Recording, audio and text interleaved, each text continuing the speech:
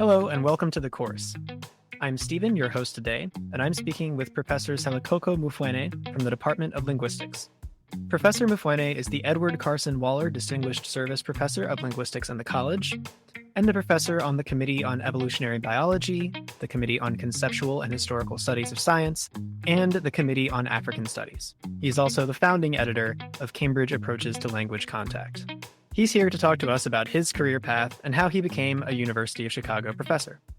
Professor Mufwene, welcome to the course.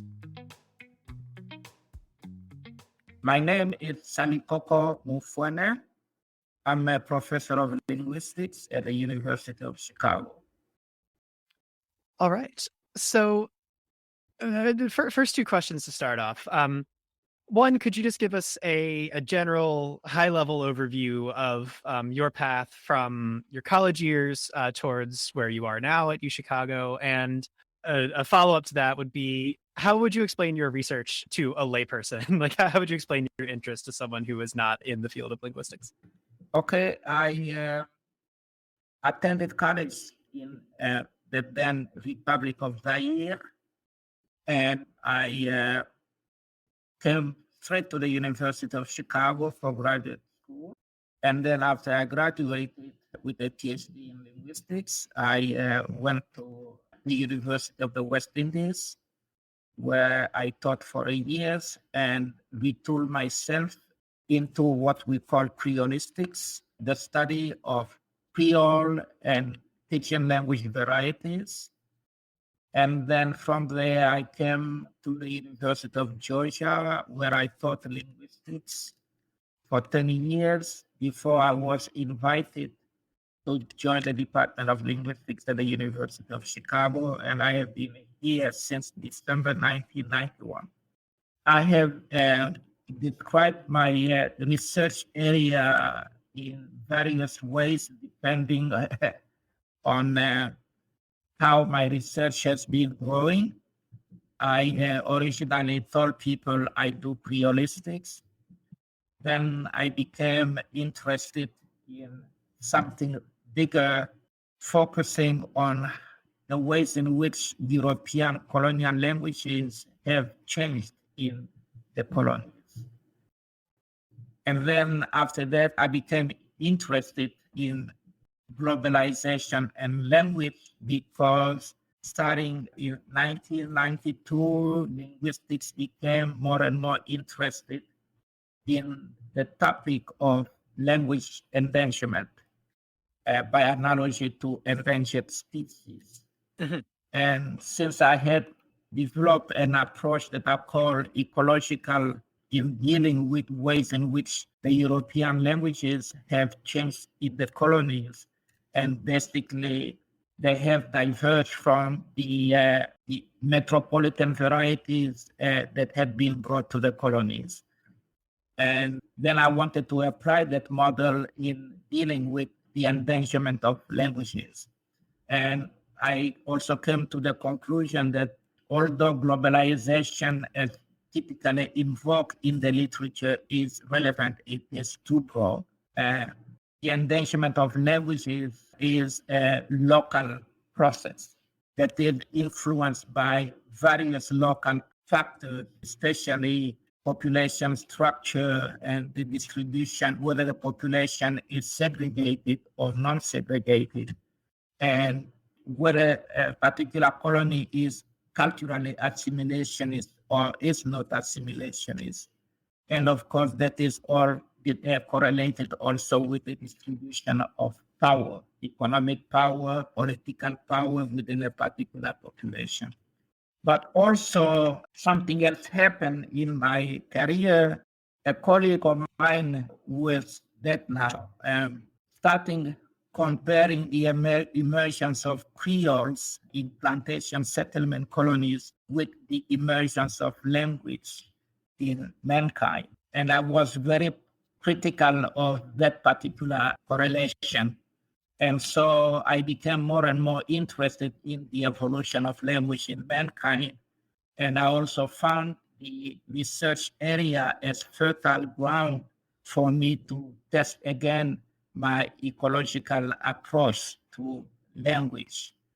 And Nowadays, I tell people I do evolutionary linguistics, which covers the phylogenetic emergence of language in mankind, the evolution of languages in historical times, and then I bridge the traditional genetic linguistics with contact linguistics, because I argue that a lot of the language speciation that has occurred in history is determined by particular ecological factors. And the challenge for me has been to figure out what are the ecological factors that are the most relevant in particular contact settings. And I usually refer to the dispersal of mankind around the world as a sequence of several processes, not only of relocation, but of mutual colonization in the history of mankind. So that gives you the gist of the kind of research that I do. Yeah, that's fascinating, and it's really interesting to hear how your work and your field have evolved over the course of your career. So, thank you. I we're gonna change gears a little bit here because we want to hear a little bit about your path toward this field. So, my next question is, what did you think that you would become when you were young? Well, I was born in a very destitute setting during the colonial period. My country then was known as the Belgian Congo. It was a colony of Belgium. And my aspirations in the beginning were nothing more than becoming a school teacher, a primary school teacher. And then by the time I graduated from high school, I went to college and I realized that I could probably aspire for higher than that. And by coincidence, after I had learned Latin in high school, now I was doing English philology in college when I couldn't even speak much English yet. That was very challenging. And that is when I discovered linguistics. And after I graduated from college, I applied to the University of Chicago and was admitted. And so I did a different kind of linguistics. And what I do now, I did semantics and syntax. And when I went and worked at the University of the West Indies, that is, I was hired on those particular qualifications. But when I arrived there, the local community was more interested in Jamaican Creole and other Creoles. So I had to retool myself and became interested in what the local population was the most interested in at the University of the West Indies. Right. And that really reshaped my career. And then by serendipity, I came to the trajectory that I described earlier regarding my research area. Yeah. Okay. Well, that's an interesting evolution as well. And we're curious, first of all, just sort of what were you like in your middle and high school years? And I think I've seen you say that you were interested in Latin and maybe a little bit interested in linguistics. What were you like? What were your interests when you were young? And looking back, are there memories of that time that echo with the career path that you ended up following? Well, I think given my background, I was not particularly ambitious in about how I was going to work in school. Mhm. But then I wound up being either the top of my class or among people at the top. And so my teachers became very supportive of me, and they are the ones that encouraged me to aspire for higher. And then in high school, I remember a particular teacher who told me you should really plan on attending college because that can change your life. It was a boarding school, and my parents couldn't even afford my tuition. It was a priest who found money to sponsor my education in that particular high school. And then I went to college, and at that time, all you needed to be enrolled in the college that we all wanted to attend was to be smart, and the state would pay for your education. Mm-hmm. So, and I seized that opportunity, and that's it. And the other twist to it is that when I was in high school, I did Latin because my parents couldn't afford to send me to a boarding school where I couldn't do mathematics and the hard sciences. And so I wound up doing languages. And so I believe very much in serendipity and like play the best way you can with the hand of cards that you have. Yeah, and I mean, yeah, that is a moment of serendipity. That's interesting. Yeah, I mean, you basically answered my next question, which was just, are there any particular people who supported you and helped you overcome the barriers that were in your way? Is there anything more that you would like to say about, your parents or any teachers who may have helped you, or that priest you mentioned? I feel very fortunate to have had teachers that were supportive of me, especially in the Congolese environment where there was a lot of room for ethnic discrimination. So they believe in promoting quality and they encouraged me to do well. And then when I started my career, I think there are several individuals that I feel fortunate to have met in my life. The first is the person, Mervyn Aline, who was chair of the Department of Linguistics at the University of the West Indies. And he offered me a job at a time when I wasn't even speaking English that fluently. And Jamaica is also a place that I'm very grateful to have started my career, professional career at, because I found that Caribbeans, the Jamaicans in particular, to be very proud people. And they gave me a sense of how I should feel as African and why I should value my African background and not just think of what I learned in the Western culture as uh, being superior to African culture. I realized that Africa had a whole lot to contribute to mankind, and even intellectually, African perspective should be valued. So I developed a strong sense of identity, largely because I could see my chair, who then I used as a model, develop a strong personality where he was showing what had happened during the colonial period in the Caribbean with Africans forging particular ways of speaking that theirs, and and they proudly recognized them as Creole. That really was a wake-up call. Then I became more and more of a critical thinker. But I'm also grateful for my PhD supervisor, the late James B. Macaulay, who was really humanist in the breadth of his knowledge, but also a very sharp thinker, and who kept look very carefully at the facts and have the courage to tell others there was a mistake in the way that we have analyzed X, Y, and Z. We Mm-hmm. can probably approach this from a different perspective. And so it's a kind of, from my trajectory has become that of debunking some myths and accounts that we take for granted, but should be questioned, especially as we get to know more facts.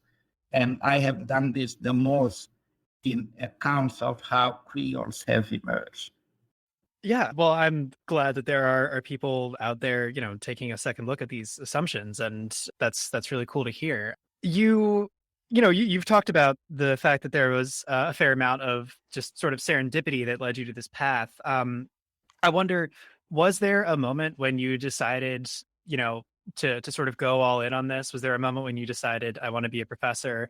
I want to do this type of research? And, if there was a moment, can you describe it to me? And if not, just what were the sort of factors you were considering as you decided to make this your life's work? Well, being a professor, I think, was a typical assumption, and it has been a typical assumption for many of us in the humanities, that you are being prepared to do something that is research oriented, and the best position for research in the academia. And that's what I did. But what I have found the most gratifying is the fact that you can sit down, put things in perspective, and say, well, I wonder why people have always accepted this explanation, and nobody talks about this other alternative interpretation of facts. Does it have any value, or are there but good reasons why they haven't considered this? But then you find out that in the academia, there are a lot of people that just want to be in the choir and repeat the same thing that they have been taught. Mhm. And then, you say, well, I still want to consider this alternative. Maybe there is something that we can learn from it. And in reality, there is no hypothesis that is perfect. But it helps to know the other alternatives. And very often, in my experience, those alternatives have some value. And I usually characterize my positions as eclectic, because you don't want to throw the baby out with the bathwater. Right. But at the same time, there is something that you can bring in the tub. You know, you reformulate things differently, and that is really what I do. Yeah, that's a good way of putting that. I like that. Well, so yeah, I mean, you've talked about how your focus has sort of adjusted as the field itself has changed. What is inspiring you right now? Like, what are you really interested in now? What is some work or research that you're involved in or adjacent to that is really exciting to you at this moment? Well, there are two particular ideas that I have entertained over the past 10 years, and I keep elaborating on them. One is thinking of languages as technology, Hmm. technology for communication, and technology developed by self-domestication, with the mind domesticating the anatomy to produce language. And when you consider languages as technologies that are specific to particular populations, because there is variation in technology, and then you look at the current preoccupation of linguistics with endangered languages, then in my case, I look at the different languages that are competing with each other as technologies that compete with each other. And then I can step back and ask myself, do we have to think of the endangered languages in the same ways that we think of endangered species? Mhm. Are we connected to our natural ecologies where some species are endangered in the same ways that we are connected to our languages as technology?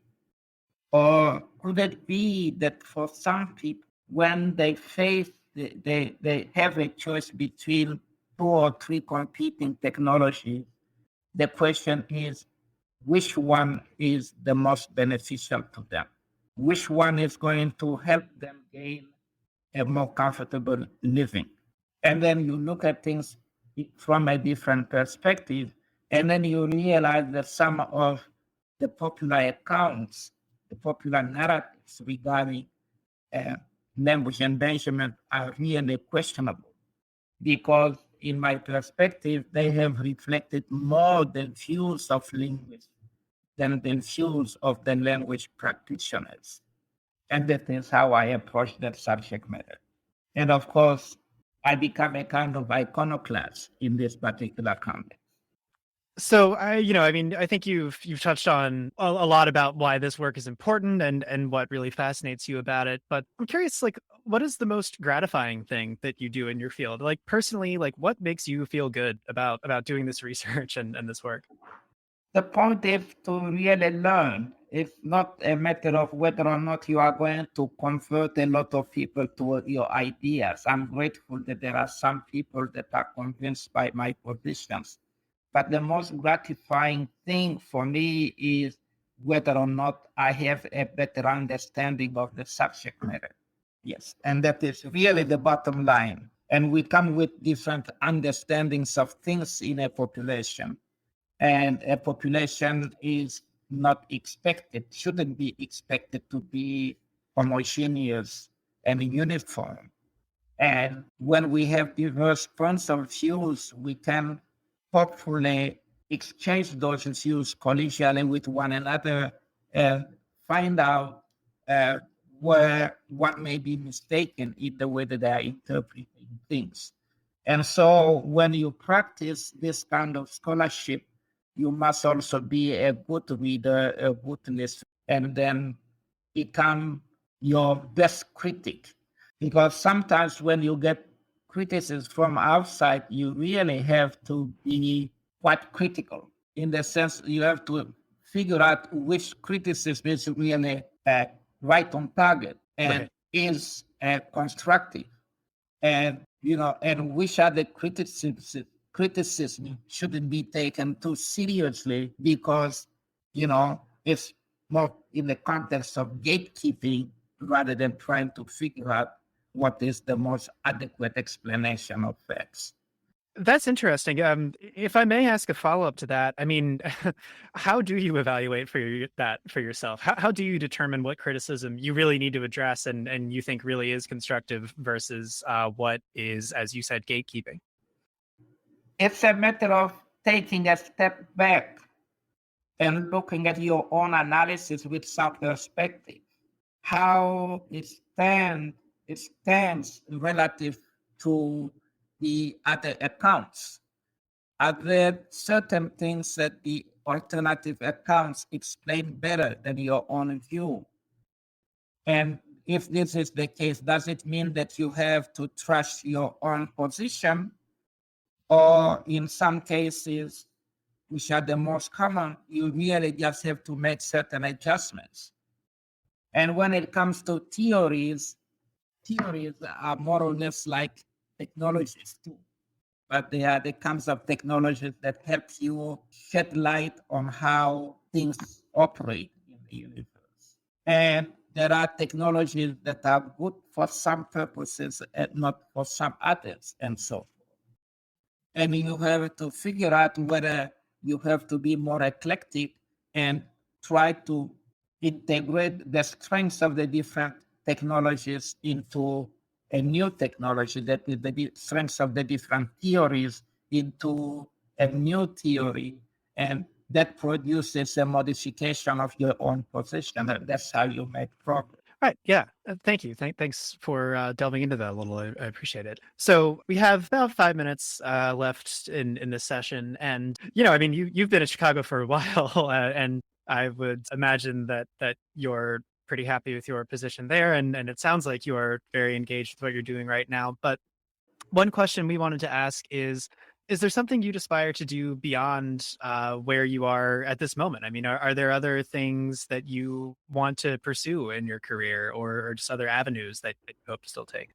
Well, I have reached a point at the age of almost 74 where it is high time I look back at the different things that I have done, different topics that I have discussed, different issues that I have raised, and responses that I have suggested for those issues.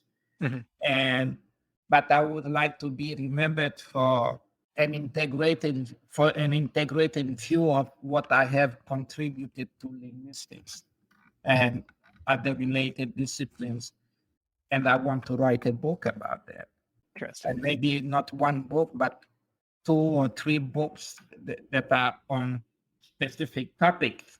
And give integrated positions, because very often with articles or book chapters, you deal only with one facet of the topic, but not the whole topic.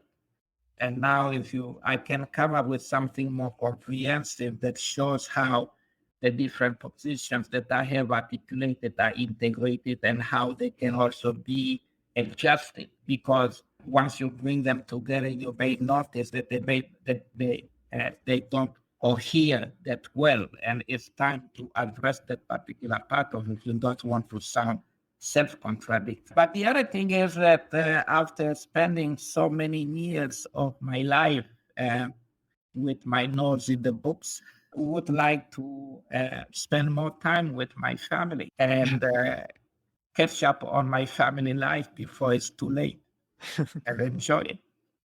Yes, and I know you're very busy, and yeah, I'm sure that that's yeah, you want to make sure to have time for that also. So, well, thank you for answering all these. Just a couple more questions to wrap up. The big one is, what would your advice be for people who are considering entering your field? Well, you have to work very hard, and some fields like mine, especially that of Creole studies, there are a lot of polemics, and you have to develop a thick skin. But at the same time, you have to learn the facts. And there are a lot of facts buried in history, and it's up to you to go and read history and discover those facts, because they will shape the ways in which you formulate your questions and your contributions. The other thing is that you have to be a good listener, because you have to understand the positions of the other people. And you are not there just to emerge as a star. That is not the goal. The goal is to understand the subject better, and to be able to account for various aspects of the subject matter in ways that you consider adequate. And sometimes good ideas don't come from yourself, they come from the people that you are discussing things with. And you must be ready to learn from the others, as you hope the others are learning from you. But definitely you don't want to be an idiot. Yeah, I think that's good advice in any line of work, but it rings especially true given the way that you have talked about, this whole thing is an evolution. You've talked about language and theories as technologies in themselves, and yeah, it makes sense that you would have a very collaborative approach, about listening. I think that's very cool. We're a little bit over time here, so I apologize for keeping you, but if you have another minute, they wanted us to ask what your international experience has been like, as I guess really as a professor at Chicago. In your case, I mean, you've been all over the world, and you spoke very eloquently about what your experience at the University of the West Indies, how that influenced you. But is there anything else about your international experiences that you feel has been particularly important to your career path? Well, because of economic disparities between different parts of the world, there are some places where you feel more at home than some others. And when I was in Jamaica, I felt like a human being and an intellectual machine. In North America, I feel more like an intellectual machine than a human being, because I'm inserted in a socioeconomic structure where there are still a lot of social inequities. And you may experience this even in interacting with students. But that is something that leaves a lot to be desired, and there are a number of things that could change in that regard. So hopefully with me working at the University of Chicago and protesting every now and then, if I feel that I'm not treated fairly, things will change and life will be easier for other people who may be in my situation at this kind of institution. Absolutely. Well, thank you. Thank you so much for, for going into such detail about all this, and for just laying out your whole career here and your research in terms that a layperson like me can understand. Yeah, so thank you so much. It's really been a pleasure. Well, I thank you for your interview, your questions. I'm grateful for that. Thank you. Thank you, Professor Mufwene, for your time today. And course takers, if you enjoyed listening to today's interview, please check out the other ones. You can find out more about the University of Chicago through uchicago.edu or the university's campus in Hong Kong through uchicago.hk. See you around.